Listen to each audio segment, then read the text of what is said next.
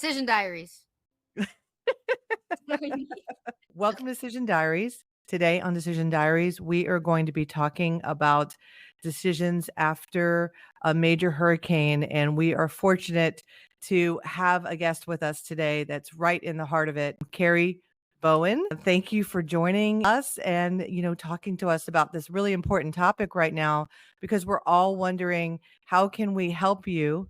And then there's so much to this topic. Let's kind of start from the beginning. I want you to kind of describe Steinhatchee and your love for this area and this community and what brought you there in the first place. Sure. Thank you, Lynn, for having me. So we have lived here in Steinhatchee for just over 2 years. It was 2 years in August. Hasn't been the luckiest 2 years with hurricanes here in this area, but we actually found Steinhatchee because we had some friends that had some property in Horseshoe Beach, which is a little bit south of us. And we would go spend weekends over there and go scalloping and, fishing. And we loved the West Coast. It's clear waters and just some more, old Florida feel, kind of more laid back. So we started looking into getting an investment property of our own.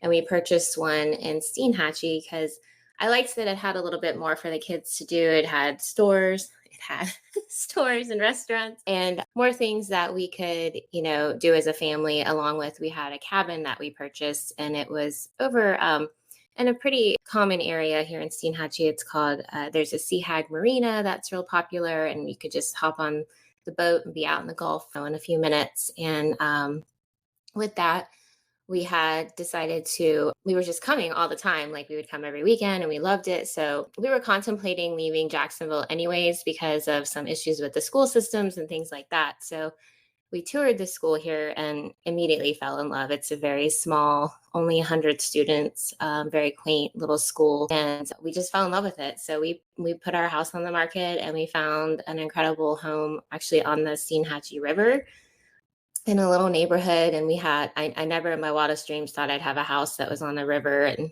sit on my porch and watch sunsets and sunrises. And it almost felt too good to be true most of the time. And it still does to this day. We are very, very blessed. And so that's our story. We moved here. I was at the time working remotely for Cisco, the software company, and my husband does upholstery. So he was able to pick up and start a new business here, doing like boats and golf carts and things like that. So that's how we ended up here. And how old are your children? So we actually have 4 total. He has 2 from previous marriage. So I have 2 step bonus kids, I call them. Have Tatum, she's 21, and she's going to the University of Florida. So go Gators. And then we have Steven, just started his freshman year. He's 18 at University of North Florida, which that's actually where my alma mater is. So go Ospreys. And then we have together a 11-year-old daughter, Betty, and she's in 6th grade. And we have a 6-year-old daughter, Eden, and she's in 1st grade. So yeah, you have that nice variety. So as you move to this community, and I can only imagine looking at sunsets every day. I mean, that's the best part of the West Coast of Florida. Of course, I live on the East Coast of Florida, and a lot of East Coast Florida people go over to the West Coast for those beautiful sunsets and, of course, that clear blue water. Mm-hmm. So, this particular part of Florida to me is old Florida, small town Florida. So, gosh, and you said the last 2 years. Okay, so let's just talk about that. I mean, it is unfortunate that we are talking about 3, right? It's Yep, 3 3 hurricanes that have come through this area.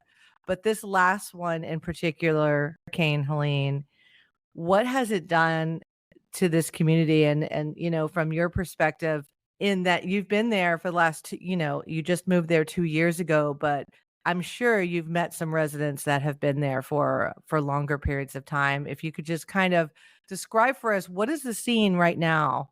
Like right after the storm, what was that experience? And I don't want to take you to a bad place, but I just want people to understand what that felt like, because I think there's an impression that people in Florida, we know how to do this, but every hurricane is slightly different, and every hurricane almost has a personality of its own, right? And so, you've been in the time that you've been there, you've been through 3, but Yeah. this last one in particular seems to me to be the most devastating for this area. Mhm. Definitely, 100%.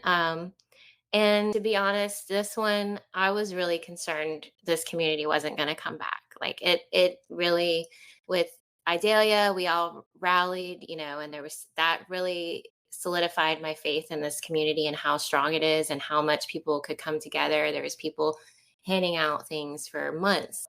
I think what a lot of people are grappling with right now is we were so close to being back to business. Like restaurants had finally opened back up.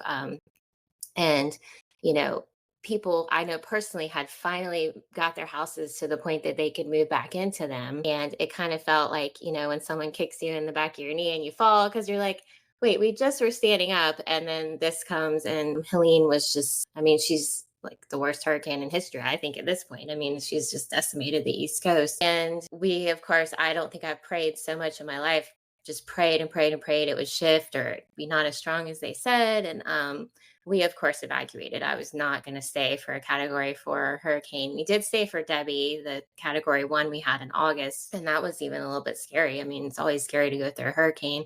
But I evacuated to my mom's house in St. Augustine. And just, you just sit there and watch with bated breath, like watching the videos and seeing the things that are getting, water to the rooftops. When we had with Idalia, we had, that big storm surge. I think it was like 8 or 10 feet. And then this one is like doubled. Everything was double as bad Double. as Idalia did. It was just like a double gut punch. Like, just so coming back, it's been hard. It's been really hard. Like, I didn't have my daughters come back until we actually had power back on. So I didn't see my kids for almost a week. Yeah, I came back to help my husband kind of figure out what we were going to do. And I was just so grateful, and still am so grateful to have a house to come home to, because I think they're estimating like 75 to 90% of the community did not have that. So if you think about it, I don't know a single person in this community that was not negatively impacted severely by this hurricane. If they most came home to houses that were completely flooded, that have never flooded in 150 years, so they of course didn't have flood insurance if they even had a house at all. I know people that came home and there was just a roof and rubble because the water was so strong it pushed everything out. I know people who've lost their businesses, their jobs because of that, so some of them are having a double whammy. They don't have a house or a job to go to. Many worked at the restaurants that are now gone. Roy's restaurant and Krabby Dad's is a really popular bar here, but just rubble. I mean, it looks like a bomb went off. It completely decimated the outer areas of Steinhatchee and the other coast too. Like we have Keaton Beach and Horseshoe Beach and Dark Island and Cedar Island. And I know people that live in all those places because I do actually work in real estate, and I do marketing and for them. And I know so many people impacted, and it's really hard to not feel down and sad about it and like ask your question, like, why God, why did this happen to us again? I think that's what Right. people are feeling. I think everybody was just this hurricane was fast. It Hmm. escalated quickly. It was like all of a sudden 1-4. There was no 2-3. We're used to sort of that it's coming, build up, but it was kind of like it was here and then it spun up really, really fast. So there wasn't a lot of time, and everybody was just kind of praying for the whole area, and then those prayers had to continue on up into the Carolinas. I did read an article, I think it was the owner of Roy's, and what I heard was resilience, Yes. because I heard he is coming back a 3rd time and going to rebuild. And to me, that's the other side. That's where we need to be right now, is we need to figure out what are the things that everyone can do to inspire this community to come back? Yeah. What do we do to bring the jobs around there so that some of those people that were working in the restaurants could repurpose those same skills and help with the food trucks? I don't know. I'm trying to think of No, different ideas, but yeah. Are there any ideas being thrown around to supplement some of the loss? I've heard like Roy's, and yes, I'm so glad they're going to rebuild. They have mentioned having just kind of like a makeshift bar area because they still have their liquor license so that the waitresses can at least serve drinks and have an outdoor area with tables. So they're definitely thinking through that. I know some of the other restaurants that weren't hit as hard are trying to just like, tear everything out and get it repurposed as fast as possible and get those jobs for people. But yeah, I think really as far as opportunities, anything that people can think of, I was even thinking maybe there's some remote companies that would maybe take a look at these types of hard hit areas and provide opportunities to those people like, that maybe have skills of data entry or things like that they could do from their home since there's not a lot of opportunities here, because that's my fear is that people are going to leave and they're going to not have jobs and not have places to live and they're going to leave and have to move other places. And this is for many of these people, they're like been here for generations upon generations and they don't want to leave.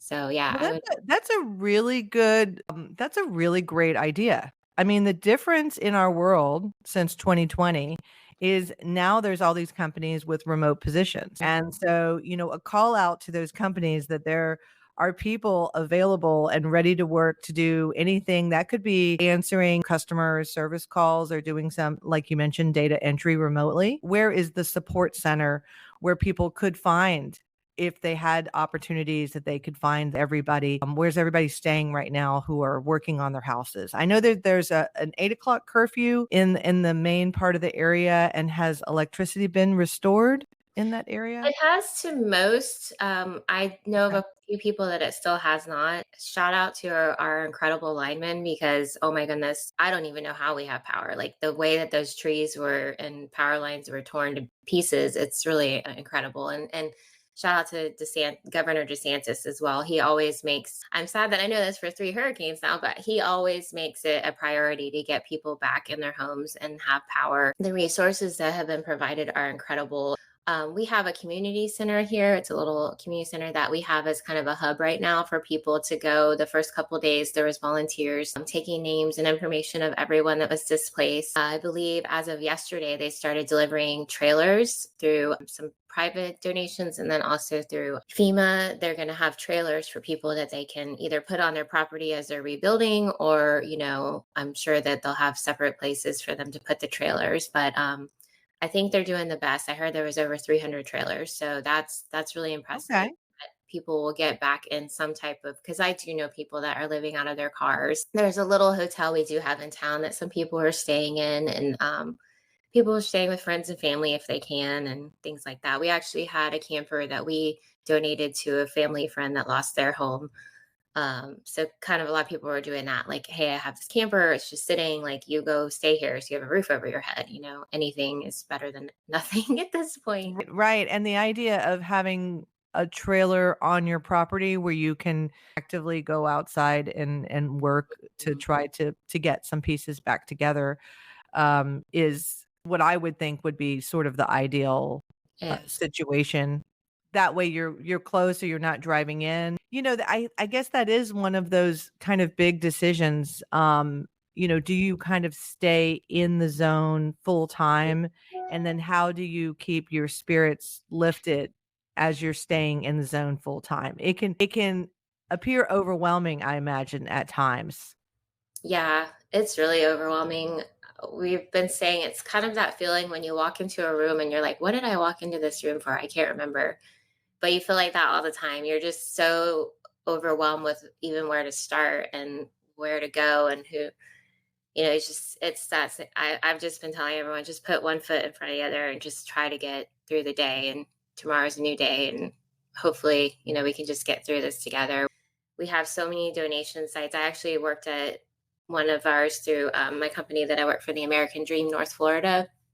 My broker owner, Hope Webb, has created like a donation center. The outpouring of things that are sent to us are absolutely incredible. I don't know if you can hear that. There's some loud noise outside. There's always like Oh, helicopters. no, that's okay. I mean, you're in your house right now in Yeah. Steinhatchee. Mhm. Okay. Yeah. And did you get any flooding, at So all? our home is lifted 18 feet in the air, and thank Lord Wow. we did not have any major damage. We had 6 foot under our house, so that's how high the water got under us. To the top, we have like a shed down there. It was to the top of the door frame. Um, and it definitely, it brings the mud. Everyone is like, not the mud again. It brings this like tar mud. So you're not only dealing with the water, you're dealing with the mud and trying to get that out of everything. We have a community pool. It was in the pool, the mud. We had to empty the pool out and drain that.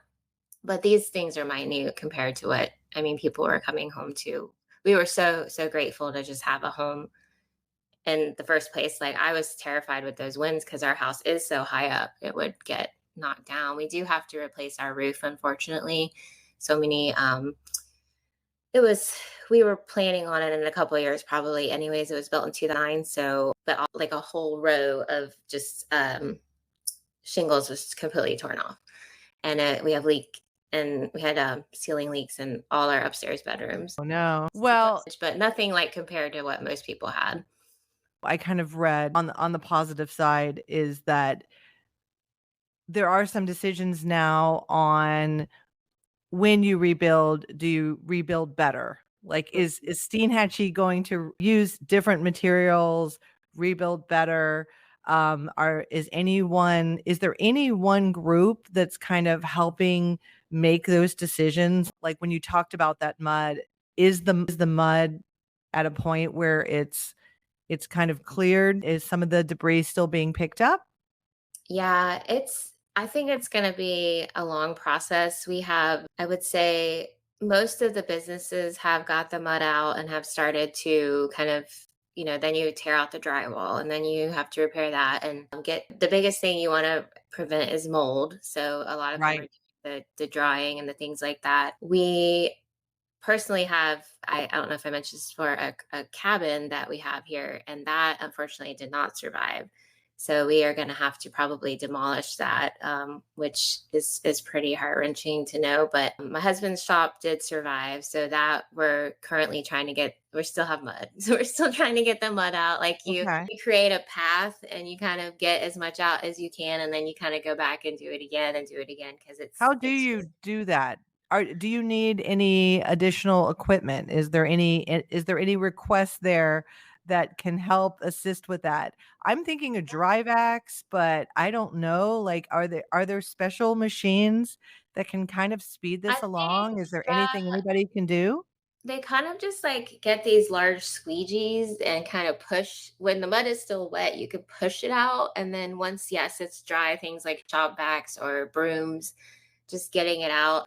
I know a lot of people were looking for pressure washers. That would be something that is really Okay. helpful because once you kind of get the mud out, you can pressure wash all the concrete to get it really clean. That mud is just gross. It's gross and it smells terrible and it's just yeah, if you I would say pressure washers, hoses, that's a big thing, sprayers. I was working yesterday at our donation site and we literally put out 8 things of hoses and they were gone in 5 minutes. Like people need hoses. Did you wanna describe, Yeah, um like large, they're just the large, like if you think of industrial size like brushes, those like brooms kind of things, those deals. And then I've heard a lot of people say this and they don't know how to say it without it coming across as ungrateful, but like the things that people bring in bulk, like, I don't know, for example, when it first happened, everyone was inundating us with cleaning supplies, and everyone's like, we don't even have things we can clean yet because we can't even get to the houses. Like, it felt very like, and they appreciate it, but like, some people don't even have houses left. So they're like, what am I going right. to do with all these cleaning supplies when I don't even have a roof over my head? So I think a lot of people are kind of at the point now where money is, and they don't want to ask that because it's like you don't want a handout, but they got to figure out how they're going to pay for their groceries and their light bill and you know, their car payment if they have one, or, it's just like things like that, that they literally maybe had $300 in the bank before this happened. And they don't have a job, they don't have a house. Like that's the thing is money and I'm not sure the best way to like distribute that. That's what I've heard from most people is like, yes, we appreciate the non-perishable food, the cleaning supplies, the paper towels and toilet paper, but like I also need just like money to have to pay my bills sometimes is what I've heard strongly. Yeah, yeah. I mean, some of the things that people don't realize is imagine, they have to imagine that the house is gone. And surprisingly, you have to like cancel electric bills and water bill. Like those Yeah. bills are still coming in. They're weirdly still coming in even though the property is gone. Or if the property is damaged, those things are still happening. You don't think about it, but you have to start calling and canceling for your next month's bills Hmm. because your employer is gone Hmm. and you don't have income coming in. And so if you're down to that $300, that's a precious $300. You have to think about those things and you have to make those phone calls, or is it okay to assume that those companies understand that? Or do you have to actually make those phone calls? You actually reminded me I need to make those phone calls for Oh. my cabin.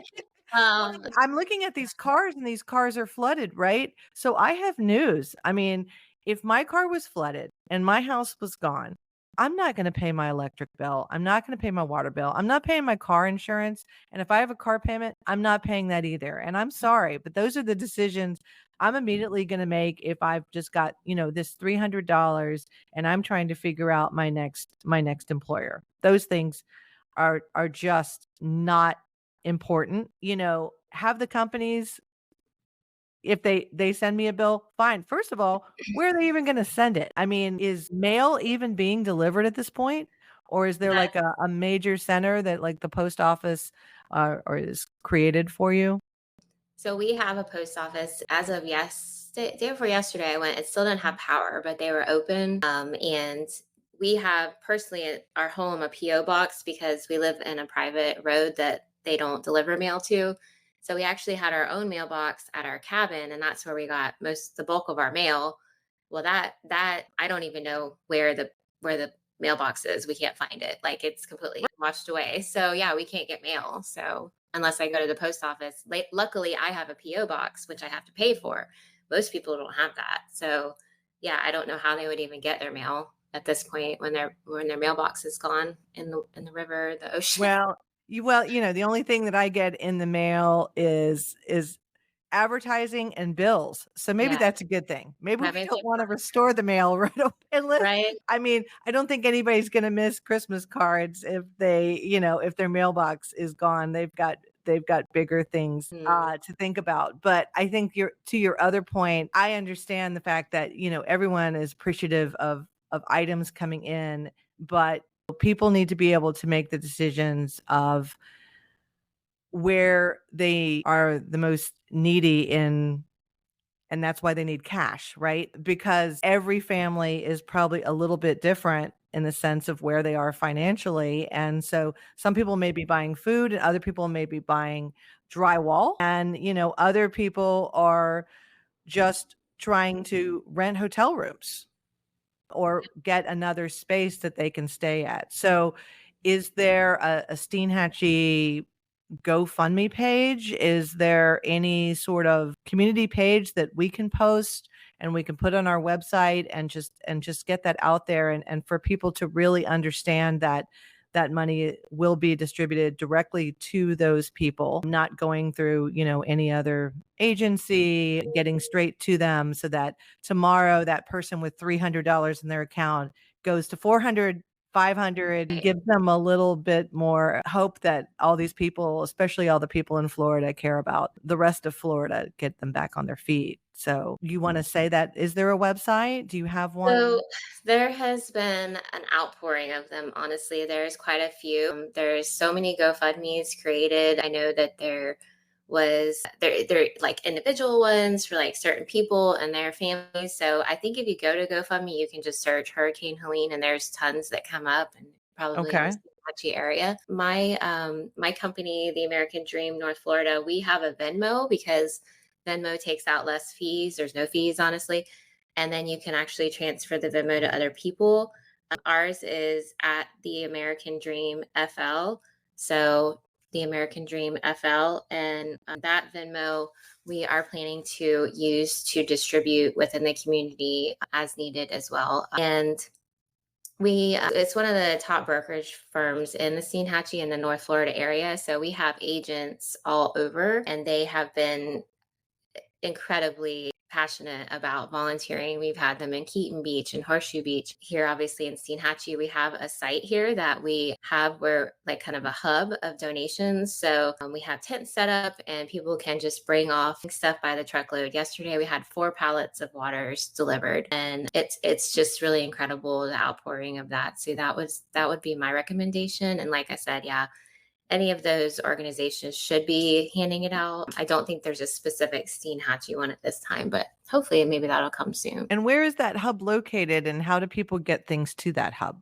Sure. So we're located as you're coming into town from one of the bigger towns near here is Perry, or if you're coming from Live Oak, it's actually State Road 51, and it's the corner of that and First Avenue. It's a pretty prominent entryway into Steinhatchee, so you don't have to like come actually through the town. You can just come there, drop it off if you need to, and leave. I think they are letting know a couple more people in. They are still, being very vigilant about contractors and things like that that may not have the best intentions. And unfortunately, you hear those stories in these hard times. But as far as donations, I think they're pretty open to letting people come in and drop them off. And then, obviously, we really appreciate anything that anybody offers. So.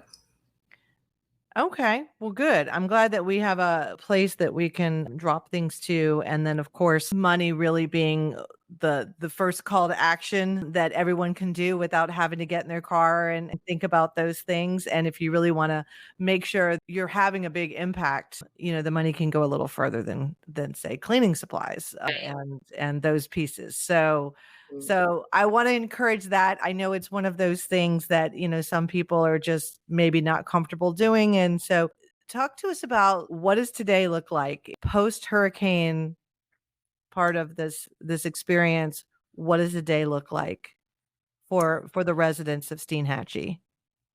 Everyone has 2 words, a war zone. It's what it feels like. It's a war zone. There's helicopters flying over, which we're not used to. It's not normally like this. It's a town where if you hear the ambulance siren, everybody's like, "What's going on? Is that?" You're just not used to those sounds. It's usually so peaceful and quiet here. And then just driving down the roads, I mean, you can't even see the side of the roads. They're completely covered with refrigerators, clothes, household items, tree limbs. If you can think of it, it's probably on the side of the roads right now. And so just everyone had to tear and gut out so many homes that it's just the streets are lined with all of the debris. And it's sad because you drive by and say, that was probably someone's living room sitting out on the side of the porch, and now it's trash and it's covered in mud. So that's how it is today. It's hard. I think a lot of us have gone through a lot of emotions. I think at first everyone was kind of in shock and just like didn't know what to expect. And then I think we all kind of got to like a really sad point. I know everyone this happened to, it was like 2 days of shock of like adrenaline. And you're just like, I'm going to get through this. I'm going to do this. And then it was about the 3rd and 4th day, everybody kind of came down and started to be a little bit sad and just like, wow, why did this happen to us? This is not fair. What's going to happen to our town? And then the resiliency kicks in, and you can see like now we're post a week and people are got their boots on and they're going to do it. They're going to get it done. I can see there's positive movement forward, and all we are just praying and hoping is that we can get through the rest of this hurricane season without any more hurricanes, and we can just continue to rebuild. Well, I know it's kind of like 5 stages of grief, right? Mhm. It's just kind of that grief moment, and I'm glad to hear that you guys are coming back up on the other side of For sure. resiliency. As you come out of you kind of sink into it, like you said, where it can be overwhelming and very heavy, right? And then you have one of those moments where you might see something and then all of a sudden a bunch of you just burst into laughter like, okay, of all the things, okay, here's a good example that I could see my family sort of looking at and being like, seriously?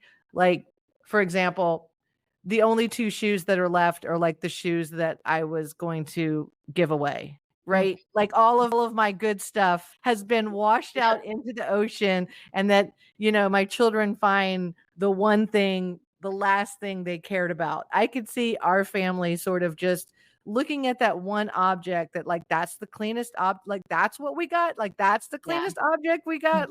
Oh, great, I found my toothbrush, like, what am I gonna do with that, right? Like, Yeah.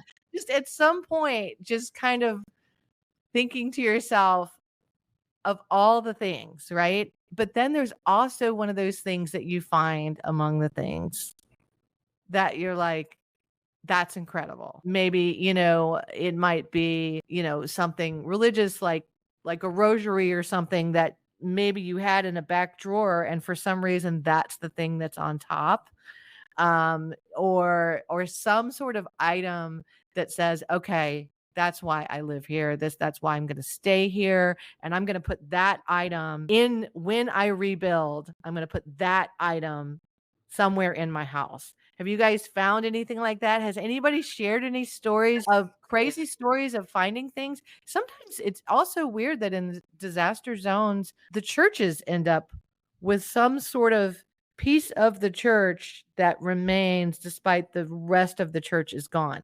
You heard about that during 9/11. You hear about that, in other zones or war zones, even. In fact, you hear about these places that for some reason were saved. Is there any place like that, or have you heard any stories like that? I've heard tons of them, and every single one is so special and incredible. I'm trying to think of a specific one. I know some people up at the beaches. There's like Deagle Beach was another one that was impacted, and my boss at my job, Hope Webb, she had a piece of a plaque that was donated from her mother passing away last year, and in the rubble they had washed up, or someone had found it, I think, on the beach, and just those like types of things. Like everything else is gone, but you find the one little piece that remains to remind you that like she's still there, she's still watching over her, and I know she lost everything, and I feel so sad for these, so many people that came home and all their belongings are gone. And they say it was just stuff that can be replaced, but there's things that can't be replaced. There's baby photos, there's, you know clothes from when you saved when they were little babies. There's you know keepsakes and things that people give you or made you that are gone forever. So it's really hard, and I think finding those little things. I did see it, Krabby Dad's, the owner of that, posted like he found a pillow, just, and it was just clean, everything around it was filthy and covered in mud, a white pillow, and it said something, I can't remember, it was something like God will bring you through this or something like that. And he was just Oh like, my gosh, it that's was crazy. amazing. And did he Yes. post that? He posted it on like social media. Yeah. And he's like, God's telling me I have to rebuild. Like I have to retry. And I think, I think Steinhatchee is going to look very different when this is all said and done. I think that the people who stay are going to unfortunately have to build up, and not unfortunately, but like it costs a lot of money to build up. I know that that's kind of the plan, is just see what we can do to help each other grow. And I just hope that it doesn't turn into like a bunch of condos, and like I want it to stay the small town feel that it is now, and hopefully that will be the case.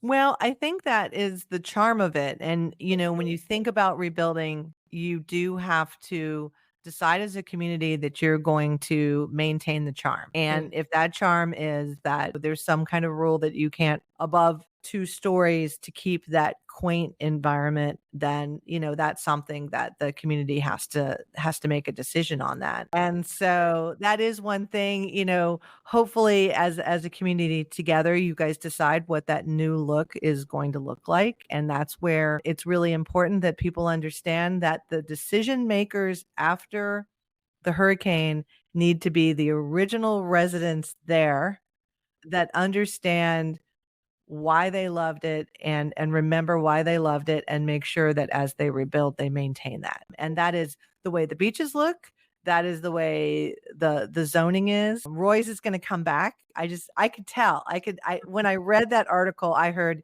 complete resilience, like, nope, this is my destiny. This is going to happen. And so I love hearing that. And I love hearing, people finding these items, sharing them with other people to let them know that there's like signals coming in from wherever people think they come in. I say God, some people say something else, but I always feel like there are signs.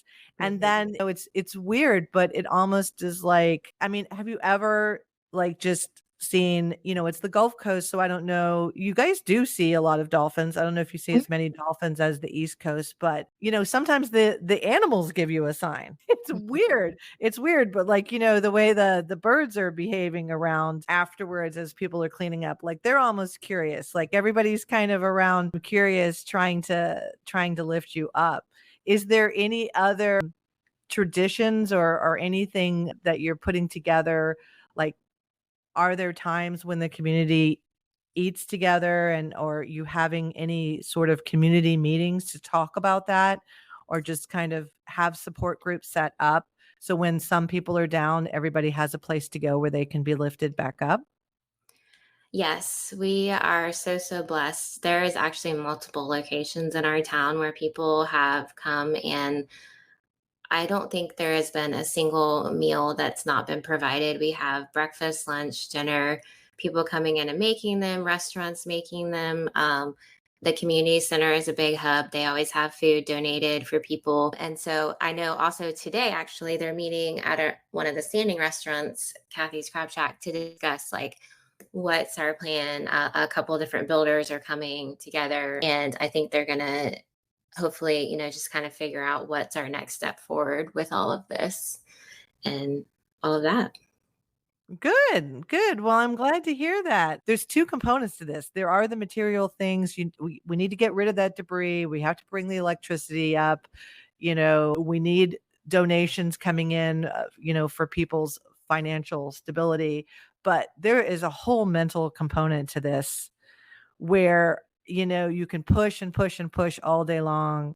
And then at some point, you have to give yourself to just a moment to cry. And you know what? Sometimes even watching a movie where you cry, it's just like, that's good Mhm. too. But a moment of escapism, are those type of things being set up? Is anybody doing anything like that? Yes, they had at the community center, one of my good friends, Anna King, she has set up, she had last week a kids movie night. So they had a movie night for the Oh, kids. great. I'm sure as more places get back in business, I saw Fiddlers, they have what's called the dive bar.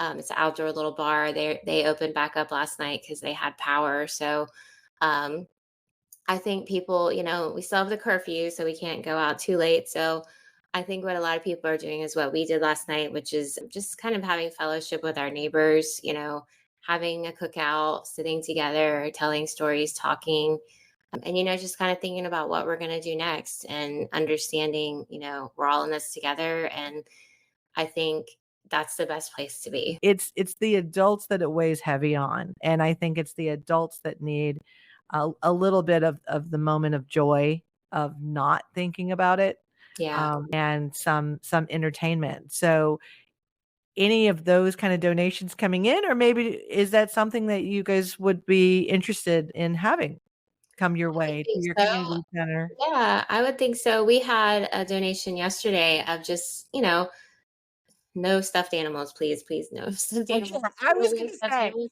But I didn't really, think like, stuffed animals would be the thing. yeah, like interactive toys, like someone had dropped off those little Barbie doll heads that they can do their hair and, braid their hair. Interactive toys for the kids, like that kind of stuff, or the adults, like you said, like board games or things to do together that are fun that just can take your mind off of it for sure. That I think, as soon as we put that stuff out, it's gone because people want to find joy again. There's been so much devastation. They want something like that, to keep their mind off of it. Yeah, absolutely. How are you all communicating and kind of keeping that community together? Do you have a website? Do you have a Instagram or a Facebook? So we have a Facebook group called Steinhatchee Locals. It has its fair share of drama for sure. It's quite like the Nextdoor app or something like that.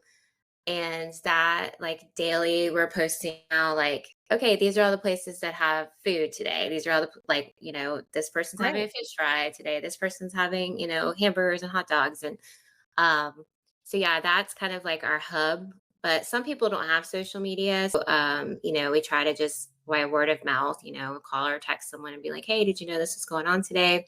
That's kind of what they do. But I think there is another Facebook page like Steinhatchee, Hurricane Helene relief efforts or something like that, that they do post like what we need and where, it's more of a public forum. Maybe checking that out. Facebook is pretty popular around these parts, because the parents, we use it for the school, we use it for a lot of stuff. So, Okay, great. So we will also post that page so that everyone can follow and see what the latest needs are. And then also just kind of getting an idea of where you are in your journey. I mean, it takes a long time to come completely back, and there's a short attention span of people out there. I mean, yeah. there's but it continues on, and you're going to need support for a longer period of time. That's what I think a lot of people are a little nervous about is you see this instant outpouring happen and then it kind of just like stops and we're left holding the bag. So like I think it's going to be, if not months, years of just trying to rebuild and get us back. Okay, so I want to make sure you do a couple of shout outs if you want to do some shout outs. So Okay. we're gonna wrap it up and thank anyone you want to thank in your local community, and thank anybody, any corporate sponsors you want to call out as we wrap up, so that we make sure we get all those thank yous out and all the encouragement out of anybody who is currently donating. Let's keep it going. It's almost overwhelming. I don't even know. I feel like I'm going to forget someone. There's been so many people, but I'm so grateful. I could start with, I mean, my immediate family, my mom and my dad and my stepdad Mike and my amazing sister Laura and her husband Matt and their family. They all have, just from day before even the hurricane, I was over there and they were showering me with love and taking me, keeping my mind off of it, because that's the hard part about a hurricane is that waiting and knowing that it's coming and you just can't eat or sleep or think because you're like, it's coming and I know it's going to be bad. So they were there for that. And then obviously my husband, Todd, he has been a rock. He not only does everything for us, but for like our entire community. He's always running himself ragged to the point I'm like, you're going to need to slow down. But he's really a giver with his, he's very handy. So he's out fixing things for people and, on boats looking for dogs. Like they're out in the water doing things. And then as far as my company, the American Dream North Florida, I'm the director of marketing for them. So the broker owner over the company is Hope Webb. She is an incredible woman. She has been a rock through all of this. And even though she lost her home, she has opened up her space for people to come and donate and be a hub for all of this. There's 3 other people in town that have hubs. There's Janalia England, there's Ryan Pass, and there's Ashley McDavid that have been incredible.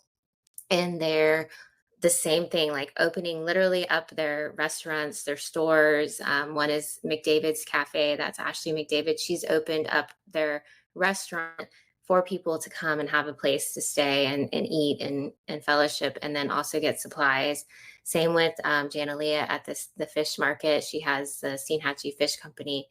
And they actually did this with Idalia and were really successful with having kind of a central hub of where people could go get anything, shoes, toothbrushes, anything you can think of, trash bags. So have been huge. And then we joke that she's our mayor of Steinhatchee. Her name is Anna King. She, from day one, put her boots on the ground and has coordinated everything from FEMA, being at the community center. Grief counselors are there.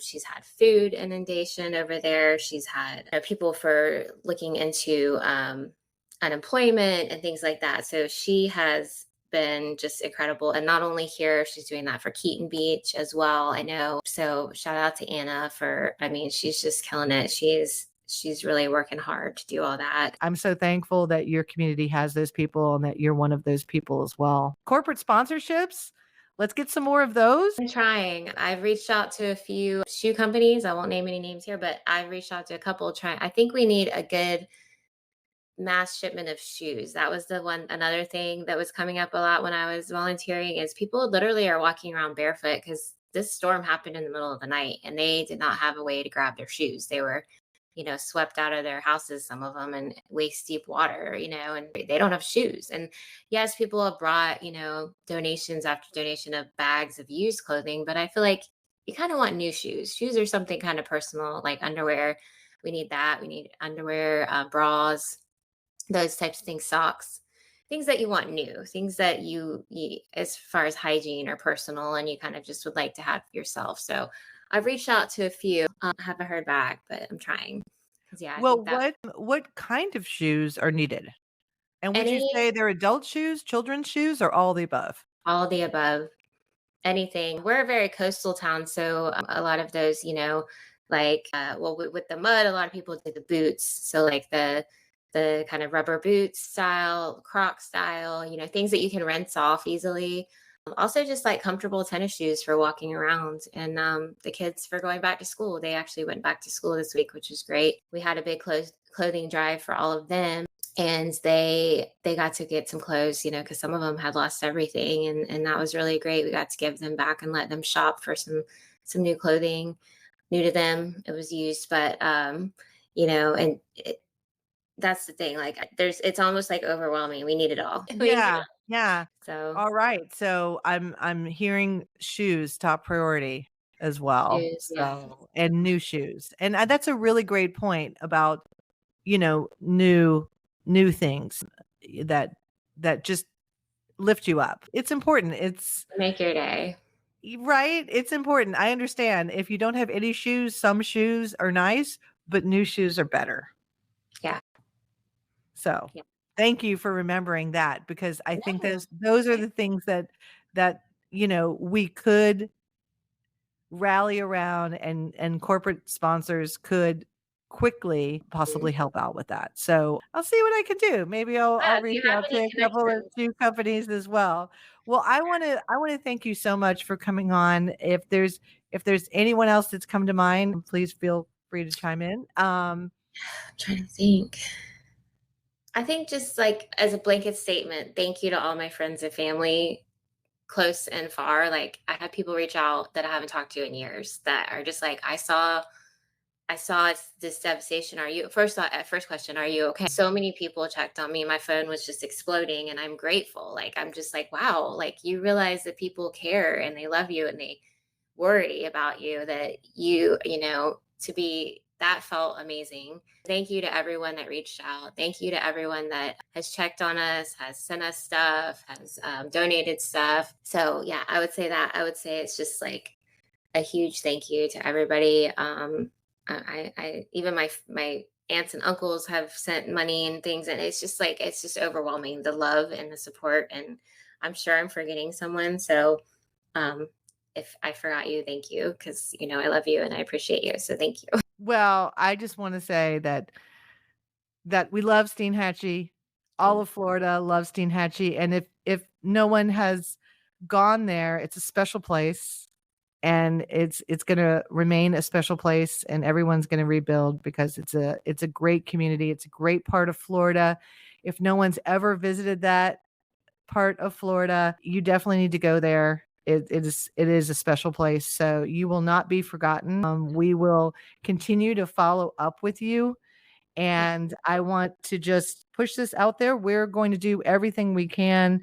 Please come to decisiondiaries.com. I'm going to post a bunch of links up there. Also, please check out the Steinhatchee Hurricane Helene Facebook page. Hopefully, you can find anything that speaks to you in ways for you to help this community if you happen to be a CEO of a shoe company. This is a challenge to you. Can you get new shoes to this community? You could have a whole community walking around with And your shoes. I mean, what a great marketing opportunity, to be right. honest. I mean, and since you're a marketing person, I hope that they are receiving your requests and understand this is a great opportunity. Wish you all the best. Please, please know that we're thinking about you and keep your spirits up. Thank And you. if there's anything that we can do to help you in any way, please reach out. And I appreciate you coming on. I am so glad to have met you, Lynn. Thank you for having me, and thank you for all the support. We really, really appreciate it. And I think, like you said, we're going to come back from this even better. It's going to be incredible.